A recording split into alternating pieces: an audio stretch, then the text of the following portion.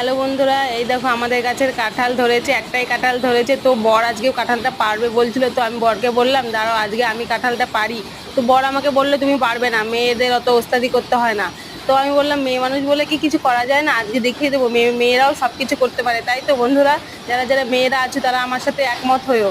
তো আমি আজকে পেরে দেখিয়ে দেবো, এই যে আজকে কাঁঠালটা পারবো। তো টুলটা প্রথমে নিয়ে গেলাম, টুলটা একটু উঁচু নিচু জায়গা ছিল বলে টুলটা পারতে পারছি না।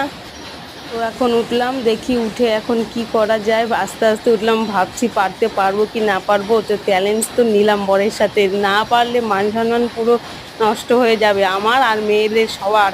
তো প্রথমে একটা দাঁটা নিলাম আর এক হাত দিয়ে ধরলাম, কারণ কাঁঠালটা প্রচণ্ড ভারী।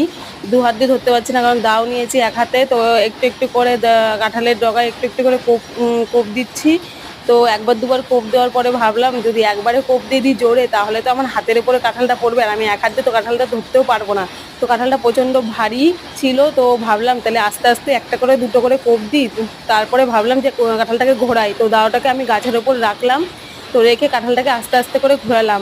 তো ঘোরাতে ঘোরাতে ভাবলাম দু হাত দিয়ে ঘোরালে হয়তো দু হাতের উপরে পড়লে কাঁঠালটা আমি ধরতে পারবো, এক হাতে তো আর ধরতে পারবো না। তো ঘোরাতে ঘোরাতে দেখি কাঁঠালটা আস্তে আস্তে আমার হাতের ওপরে পড়ে গেল।